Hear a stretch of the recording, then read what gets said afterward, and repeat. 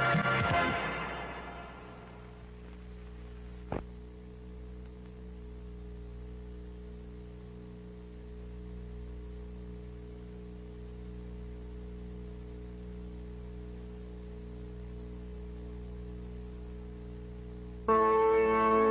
meu coração estremecer de alegria. Fiquei suspenso pensando e o velho ainda dizia: um transporte é seu cavalo, o som de chuca é seu guia.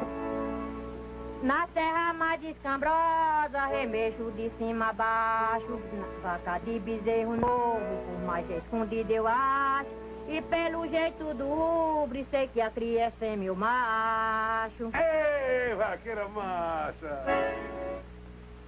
Este foi o último enterro a contar pontos no sinistro saldo de mortes das famílias Alencar e Sampaio. O morto é José Aires de Alencar, o Zito, prefeito de Exu, assassinado em 12 de maio deste ano. Em 1949, Zito Alencar, então com 18 anos, foi o autor do primeiro assassinato do ciclo. Depois disso, fugiu para a Paraíba, onde até trocou de nome. Zito voltou há 2 anos para se candidatar e eleger prefeito. Não governou mais de 15 meses. Tombou na frente da farmácia São José, vítima de um pistoleiro. Ele despediu-se, o carro estava encostado aí em frente. Quando ele arrodeou, quando ele entrou no carro, foi ligando a chave, o pistoleiro chegou, atirou 2 tiros na cabeça. Nós 4 estávamos dentro da porta de lá, eu estava aqui na porta do passageiro. Quando ele deu 2 disparos, a hora que Deus passou esse tiro aqui, alvejou um dos rapazes que estava com a gente ainda dentro do carro. Fui atingido na hora que deram 2 tiros, um dos tiros varou a cabeça dele, pegou aqui, ainda bem que foi rapando aqui. O homem era profissional, sabia fazer o serviço, não foi alvejado com nenhum tiro. O senhor tentou atirar nele ainda? Tirei, dei 13 tiros. Dias depois, o pistoleiro foi identificado por Fernando Alencar. Era Gerson Lins, o Joinha, preso na cadeia de Juazeiro do Norte, no Ceará, onde gozava de um regime especial. Saía e entrava quando queria. Gerson Lins, você matou Zito Alencar?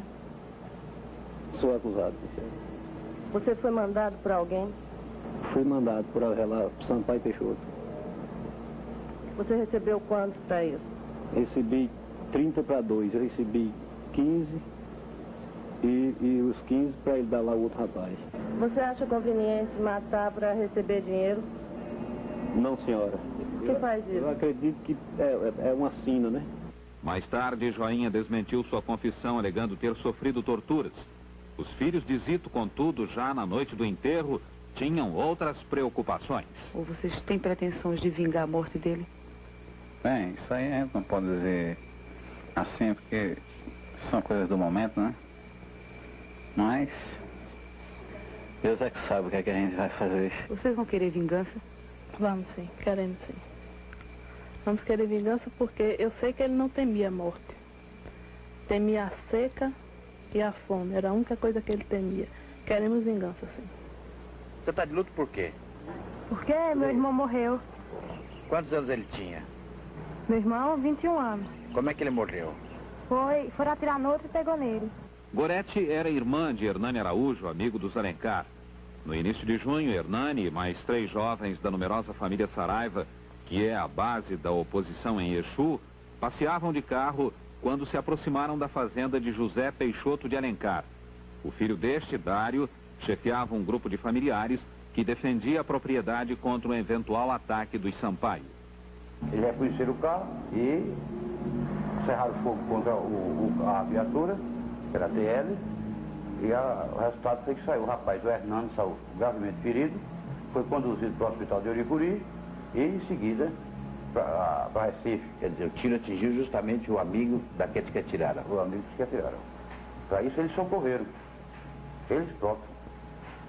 Logo em seguida, José Pinto Saraiva passeava de carro no centro de Exu com 2 filhos menores, quando foi atacado a tiros, mas escapou sem ferimentos. Os autores foram 2 rapazes que trabalham para os Alencar. José Pinto Saraiva negou-se a falar, fato comum em Exu, onde todos temem represálias. Em agosto, novo atentado. Josier Sampaio Peixoto, líder dos Sampaio, vinha de carro de sua fazenda nos arredores de Exu. Foi atingido por 2 tiros. Operado, tem ainda dificuldades na fala e deverá ser submetido a nova cirurgia. Foram acusados do atentado Guilherme e José Augusto de Alencar, respectivamente filho e genro de Zito, que desapareceram da cidade imediatamente. No mesmo mês, José Ulisses de Alencar, secretário da prefeitura, viu-se em apuros na fatídica farmácia São José. Ele aí na porta, parado, conversando com a gente. Eles chegaram por trás dele, puxaram o revólver, atiraram. Aí ele saiu rolando, chegou aí e conseguiu ficar em pé, no pé dessa parede, no canto. Ficou todo perfurado a parede, sabe? Mas só pegou um tiro. Você acha que teve causa política? Eu acho que teve, porque os rapazes que atiraram em mim não tinham condições de possuir arma.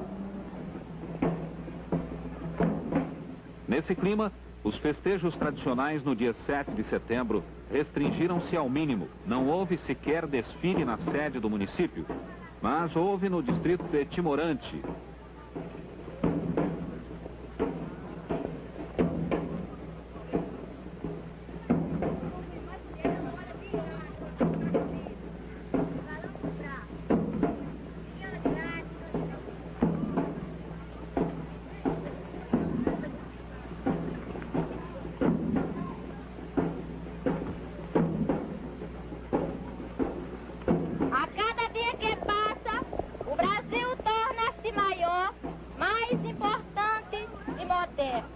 Já não existe a imagem de um país subdesenvolvido. Nas indústrias, nossas estradas, nossos centros de artes e cultura, nosso progresso na comunicação e nos transportes nos garante uma posição de prestígio. A paisagem do Nordeste, e especialmente a de Pernambuco, é o retrato de um povo forte e cheio de entusiasmo pelo futuro. Portanto, caros jovens de Timorante, não gastai o vosso tempo com coisas supérfluas. No dia seguinte, para comemorar a fundação do município, houve um jogo de futebol, uma missa campal e um baile. O primeiro baile nos últimos 4 meses.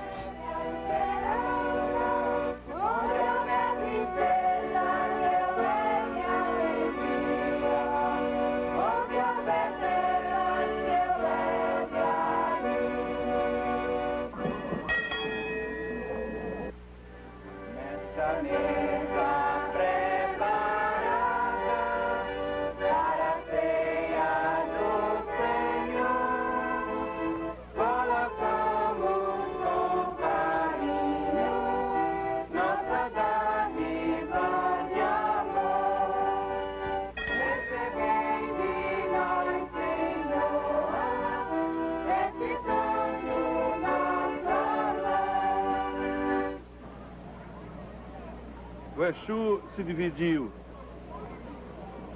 mas o povo pequeno sempre esteve unido.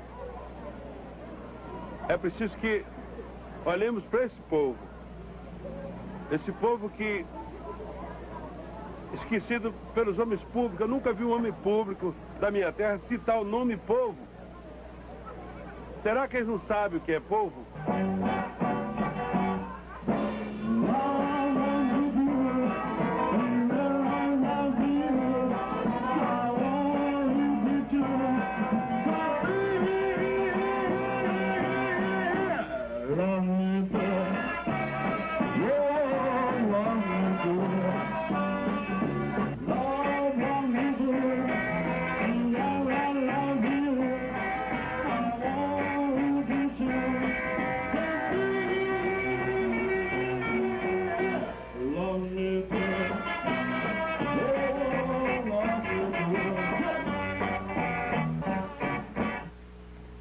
Dias depois, o carro de Antônio Saraiva capotou numa estrada próxima de Exu.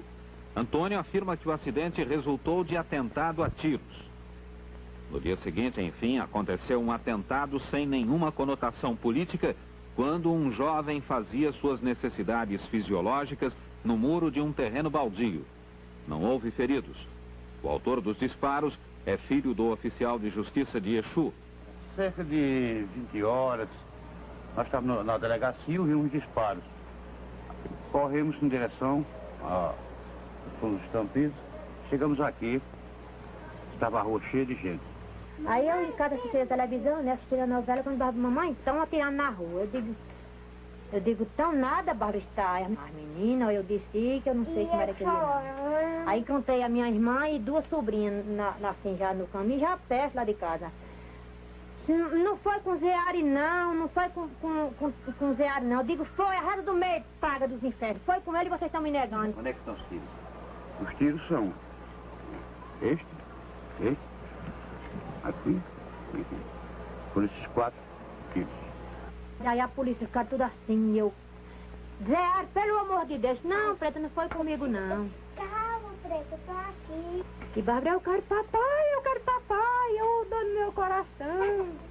Enquanto isso, José Peixoto de Alencar, líder da família, vive entrincheirado em sua fazenda. Para falar com ele, foi necessário entregar a direção do carro de reportagem a Fernando Alencar. Você não quer dizer nada, não? Não quero falar. Você não quer não falar? Tá certo. Claro. Depois de muita insistência, José Peixoto de Alencar resolveu falar. Fui seguramente informado que vou ser assassinado na minha fazenda por um grupo deles fardado com a farda de Pernambuco, fingindo policiais da minha cidade, para chegar aqui e me encontrar esperando por a polícia e me assassinar na minha fazenda junto com meus filhos. E com vaqueiro, peço providência nesse sentido, porque tenho que estar altamente prevenido nessa parte. Isso é bom mesmo dizer. Porque isso é um sacona. Chega, eu espero o delegado do Exu vir me fazer uma visita e bater um papo comigo, chega um grupo de soldados, que não são soldados realmente, mas que não fazem de Pernambuco. Quem é que destaca? Você acha? Aí pronto. Aí o pau quebra aqui. Mata tudo, né? Porque eu estou me esperando esse grupo mesmo, ele tenta no tiro, é verdade. Mas se eu não tivesse...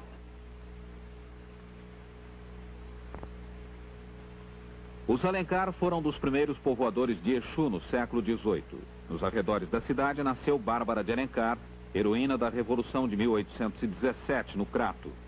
O tronco dos Alencar estendeu suas raízes pelo Ceará e dele descendem o escritor José de Alencar, o ex-presidente Humberto de Alencar Castelo Branco e o ex-governador Miguel Arraes de Alencar. No último ano da monarquia, um Alencar tornou-se barão de Exu. Hoje o clã Alencar e gente ligada a ele são proprietários da maioria das terras de Exu. Os Sampaio chegaram há cerca de 60 anos. Dedicaram-se sobretudo ao comércio. São também uma família imensa, com ramos em Serrita, onde até hoje dominam a cidade, e no Recife, onde um de seus membros é o ex-governador Cide Sampaio. As duas famílias já eram dominantes no município há 50 anos. Mas só após a queda de Getúlio Vargas, a briga iria assumir tons trágicos.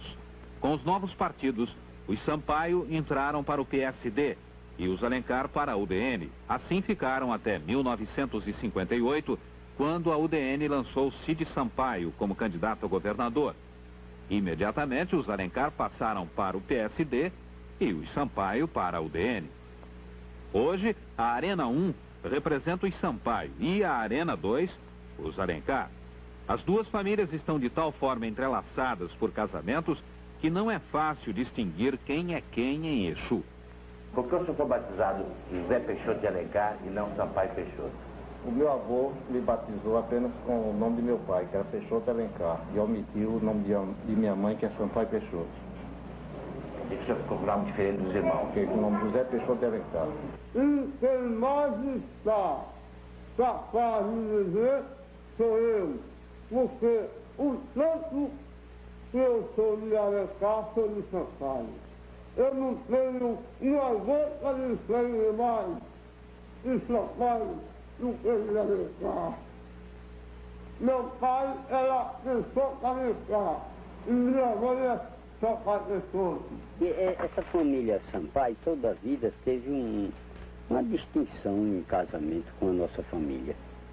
De quando está existindo esses casamentos? Terezinha, a esposa de Zito, era filha do Sampaio.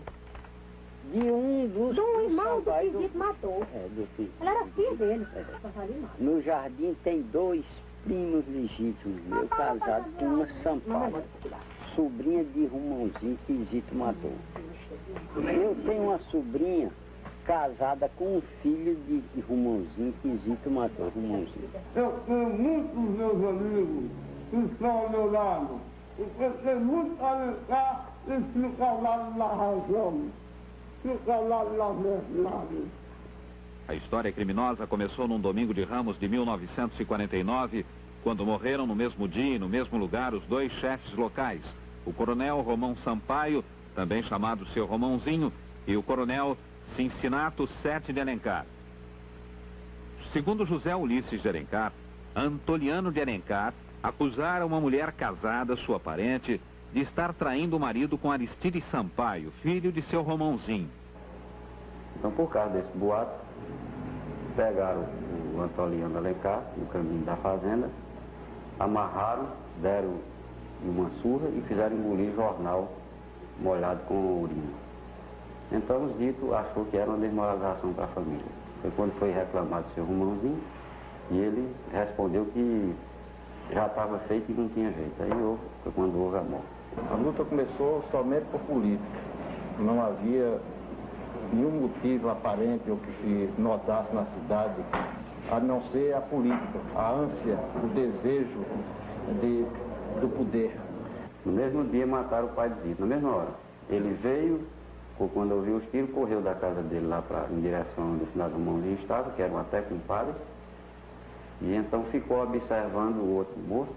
Foi quando o Aristides Sampaio mais Otacílio Pereira chegaram e mataram o seu César, pai de Zito. José Sampaio alega que salvou seu futuro arqui-inimigo quando outros tentaram completar a vingança. Agora, se o senhor perguntar, e você, por que salvou a vida no assassino do seu filho? Eu lhe respondo, é porque na hora que ele matou o meu filho, o filho do meu filho matou o pai dele. E eu considero injustiça as 2 mortes. Houve mais que 2 mortos. Francisco Sete de Alencar foi atingido na espinha e permanece até hoje paralítico, ligado ao mundo por um rádio de pilha e sempre vendo o horizonte de sua cama de inválido. Essa minha vida humilhada. Estou falando de humilhado com essa doença, não tenho direito a nada. Hoje os 2 chefes mortos descansam em túmulos semelhantes, sem lápide, a 20 metros um do outro. Tá tudo aí. Coronel Romão. Coronel Romão tá aí? Ele tá aqui, nessa capela aí. E o dele. E o Coronel Sete naquela outra ali. Foram os primeiros, né, Zé? É, os primeiros cabeças, né? Após o assassinato de Romão em Cincinato, a paz aparentemente voltou a reinar em Exu. Apenas 7 anos depois houve a terceira morte. Juarez Alencar, irmão de Zito e filho de Cincinato, foi assassinado no Crato, Ceará, por Otacílio Pereira. Seguiu-se novo período sem violências, no qual os Alencar firmaram o seu domínio, que já tem mais de 24 anos. Muitos dos Sampaio, por motivos pessoais ou econômicos, mudaram-se para outras cidades, sobretudo Recife. Em 1965, Antônio Jailson Sampaio Peixoto foi assassinado em Exu pelos irmãos Aldísio e Canuto Alencar. O clima partiu daí, porque Antônio foi assassinado com 11 tiros pelas costas, menino de 19 anos, sem nenhuma discussão, sem nenhum motivo, apenas por política, porque o Aldísio não tolerava o meu pai devido a ser Alencar e acompanhar o Sampaio. Terezinha de Jesus escorregou e foi ao chão. 2 anos depois, veio a vingança.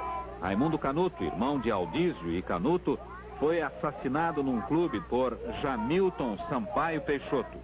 Houve um novo período sem crimes, até que em fevereiro de 72, João Wagner de Alencar, filho de Raimundo Canuto, foi morto por Romeu Soares de Oliveira. Romeu, mais tarde, foi acusado do assassinato de uma professora no Recife, numa questão ligada a contrabando. Logo depois, o pai de Romeu, José Sampaio de Oliveira, tabelião, sofreu um atentado do qual escapou ileso. Os autores eram menores de idade. José Sampaio retirou-se mais tarde para Serrita, reduto de um ramo dos Sampaio. Em junho de 72, morreu Adalto de Alencar, filho adotivo de Antoliano, numa tocaia na estrada. Em setembro, Janilton Sampaio Peixoto, irmão de Antônio Jailson, foi assassinado no restaurante Palhoça do Melo, hoje a Palhoça, no Recife. Os assassinos foram Luiz Alberto e Antônio Jaques Aires de Alencar. Está eu sentada aqui, meu esposo aqui, o mais velho, o menino de 10 anos, na minha frente, e esse tinha 7 anos do meu lado, né? Então, quando eu vi aqueles dois homens bem diferentes, barbados, cabeludos, sabe? E quando eu me virei assim, disse, que homens estranhos. Quando eu fui dizendo assim, meu esposo foi olhando pra mim, aí disse, nega, tem um pente aí pra pentear meu cabelo? Presentemente, sem nem pensar em morte, nem vingança, nem nada, né? Que ele não esperava. Quando ele olhou assim pra eles queimaram.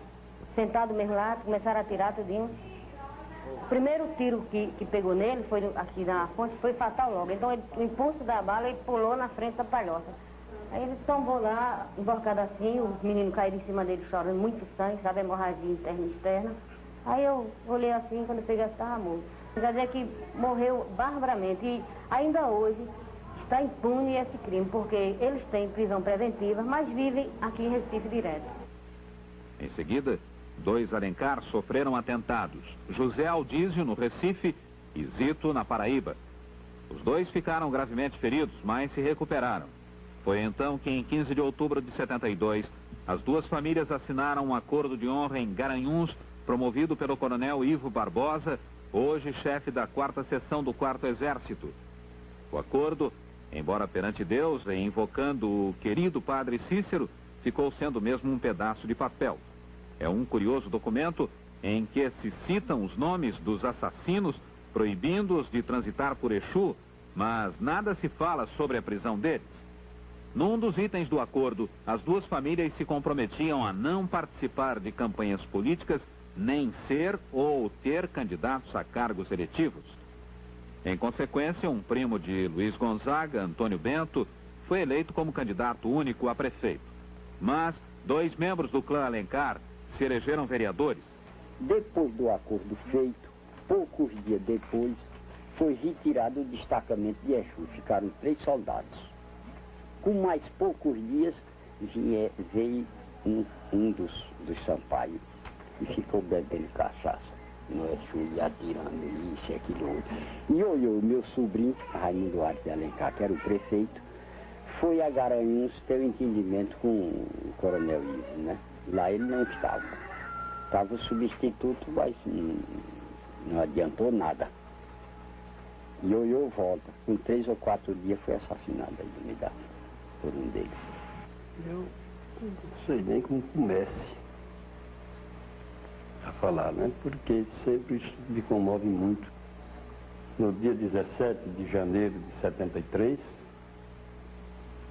a saída da prefeitura, às 12h30, entre a prefeitura e a matriz, foi atingido, atacado por 2 pistoleiros, caindo, gravemente ferido, e depois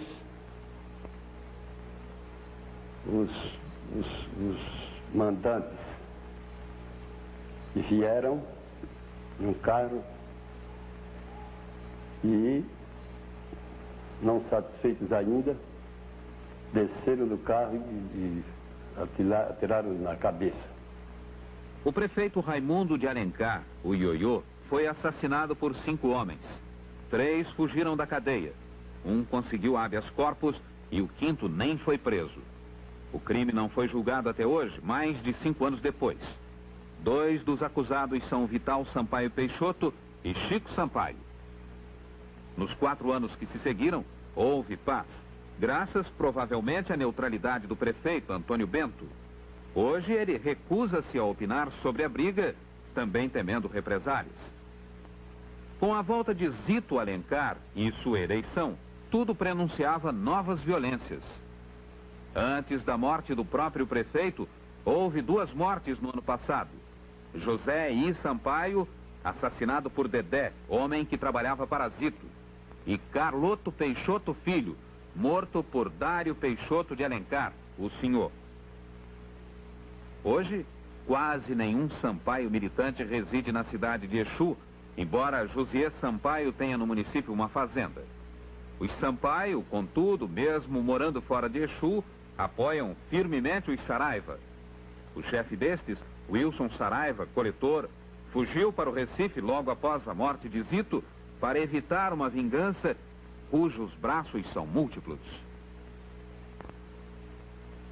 Nossa Senhora, Mãe. Na cidade tida como maldita, a cadeia está vazia. Depois de tantos assassinatos e atentados, a justiça pode anotar apenas uma condenação. A dos 2 assassinos de Antônio Jailson Sampaio Peixoto, condenados a 10 anos de cadeia, num julgamento realizado na cidade de Arco Verde, longe de Exu, e libertados após cumprirem metade da pena. A cadeia está vazia há tempo? Cheguei aqui há 4 meses e encontrei-a vazia. E durante esses 4 meses não foi ninguém preso aqui.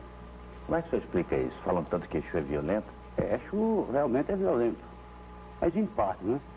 É como ele dizia, as brigas aqui são de alto nível. Os pobres não brigam. Né? Por isso a cadeia está vazia. O senhor tem quantos anos de polícia militar? 28. O senhor já encontrou alguma cidade com cadeia vazia? A primeira foi esta. O índice criminal aqui é muito baixo. É muito baixo. Baixíssimo. Durante esse período que eu exerço o Ministério Público aqui, eu não funcionei em nenhum crime de sedução, furto, 2 e latrocínio nenhum.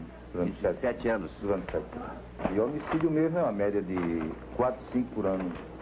Aliás, eu achei estranho, depois que comecei a funcionar nos processos aqui na comarca, que verifiquei que os presidiários desses crimes que têm vinculação de ordem política e familiar, todos se evadiram da cadeia. Muitos? Muitos. A tendência natural é essa. Pelo menos aqui já fiz uns 9 júris aqui, não houve uma condenação. Há um promotor efetivo, mas que está à disposição da Secretaria da Justiça como assessor. Quer dizer que há 7 anos que tem um promotor que só vem um dia por semana porque acumula, é isso? Que acumula. Ora, é verdade que tanto juízes como promotores não gostariam muito de ser designados para Exu? É verdade. Por que motivo? Porque a cidade tem esse problema de ordem pessoal das famílias e cada funcionário público, cada magistrado qualquer, gosta de trabalhar em clima de tranquilidade e paz. O senhor gostou de ser nomeado para cá? Não, eu não gostei como... Acho que ninguém gostaria de vir para aqui. O problema é ter tudo com atenção, não pode dormir tranquilo. Qualquer estampido que o senhor pensa que é tiro. Para você ver, certo dia eu estava almoçando e caiu uma tábua lá no quintal. Eu estava de bermuda e fui logo com a mão assim, a pancada da tábua. Eu pensando que fosse um tiro e que eu estivesse aqui em Exu. Eu estava em Oricuri. É verdade que o prefeito está doente? Ele esteve, mas já está bem melhor. Ele teve uma crise de nervos, mas já está bem melhor. Isso foi quando? Logo após que ele assumiu, uns 15 dias depois. Quando é 6 horas, a rua se fecha toda, ninguém fica na rua. Não pode sair fora com medo de morrer. A pessoa começa a acabou-se. Mas é só lá. Aqui não tem nada. Aqui não tem inimizade. Ainda bom que tem essa bondade, que não tem inimizade, né? A melhor terra que nós temos, o melhor município é Exu.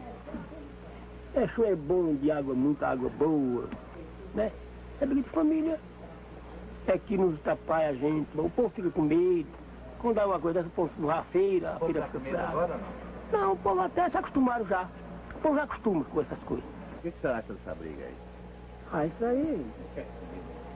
Isso aí ninguém pode nem dizer que nós somos pobres, ninguém entende como é, né? Briga não. Ninguém entende como é a briga deles E aí. o pobre fora do rico tá melhor, né? É, Acaba não mas não podemos entender. O pobre não atinge Mas o pobre pobre. fica... Não se meta, o pobre Vamos não lá, atinge o pobre até o que tiver no meio dele. É. Se vindo de pistoleiro, guarda-costa dele. Se prejudica assim o pobre, que anda se vindo de pistoleiro guardando nas costas de um deles. Aí aquele abacaxi quando vem pro rico, às vezes vem pro pobre também. Aqui não tem emprego, né? Não tem indústria, não tem nada aqui, né? Aí se cria o pessoal tudo assim.